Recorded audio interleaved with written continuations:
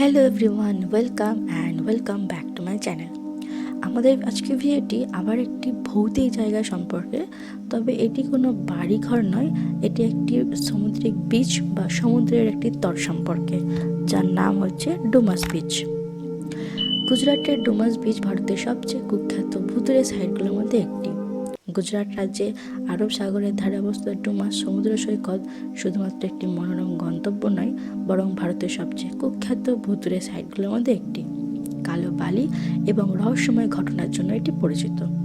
আমাদের আজকের ভিডিওটি এই ভৌতিক ডুমাস বিচ সম্পর্কে।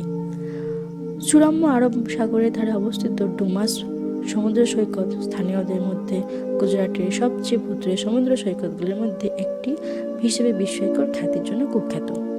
এই সৈকতটি দুটি জিনিসের জন্য বিখ্যাত, প্রথমত কালো বালি আর দ্বিতীয়ত অতি প্রাকৃতিক গল্প। কিংবদন্তি আছে যে ডুমাস সমুদ্র সৈকত একসময় একটি পবিত্র হিন্দু সমাধিস্থল ছিল। স্থানীয়দের মতে কালো বালির উপস্থিতি মৃতদেহের দাহ থেকে বিপুল পরিমাণ ছাই উৎপন্ন হওয়ার জন্য দায়ী। দিনের বেলায় এই সৈকতটি খাঁটি স্বর্গের টুকরোর মতো, কিন্তু একবার সূর্য অস্ত যাওয়ার পর এটি একটি ভয়ঙ্কর রাজ্যে পরিণত হয়। ডুমাস সৈকতে অতি প্রাকৃতিক কার্যকলাপের এমন একটি বাস্তব জীবনের ঘটনা হলো 4 বন্ধুর গল্প, যারা ভুতুড়ে কার্যকলাপের অভিজ্ঞতা অর্জন করেছে। একটি উষ্ণ গ্রীষ্মের সন্ধ্যায় বন্ধুদের দলটি ডুমাস বিচে দুঃসাহসিক কাজ শুরু করার সিদ্ধান্ত নিয়েছিল। সৈকতে পৌঁছানোর সাথে সাথে তারা ভয়ঙ্কর প্রশান্তি অনুভব করেছিল। সূর্য অস্ত গেছে এবং চাঁদ কালো বালির ওপর একটি ইথারীয় আভা নিক্ষেপ করেছে। হঠাৎ তারা মৃদু বাতাস দ্বারা বাহিত অস্পষ্ট ফিসফিস শব্দ শুনতে পায়। তারা কণ্ঠস্বর অনুসরণ করে যায়, ফলে তারা একটি বনফায়ারের চারপাশে আটকে থাকা স্থানীয়দের একটি দলের কাছে যায়। রাত যত বাড়তে থাকে, অদ্ভুত সব ঘটনা ঘটতে থাকে। ক্যাম্প ফায়ার বন্ধভাবে ঝিকমিক করে, বালির ওপর নাচতে থাকা ভয়ঙ্কর ছায়া ফেলে। চারপাশে অবক্ত পায়ের আওয়াজ শোনা গেল, তবু কেউ চোখে পড়ল না। বাস্তবগুলি নিজেরাই সরে গেল এবং অজানা ভাষায় ফিসফিস করে বাতাস ভরে গেল। আতঙ্কিত দলটি চলে যাওয়ার চেষ্টা করেছিল, কিন্তু নিজেদেরকে দিশেহারা করে ফেলেছিল। প্রস্থান খুঁজে পেতে তারা অক্ষম ছিল। গ্রামবাসীরা তাদের সমুদ্র সৈকতে ছেড়ে যেতে সাহায্য করেছিল।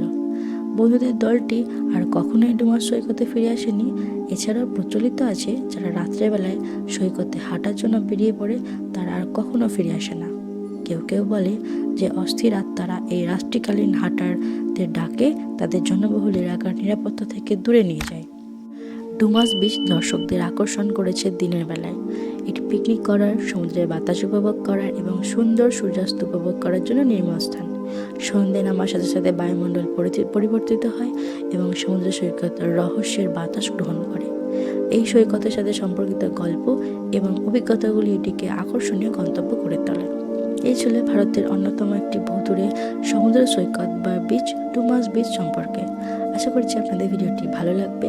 ভালো লাগলে অবশ্যই লাইক করে শেয়ার করুন এবং আমার চ্যানেলটি সাবস্ক্রাইব করুন। Thanks for watching.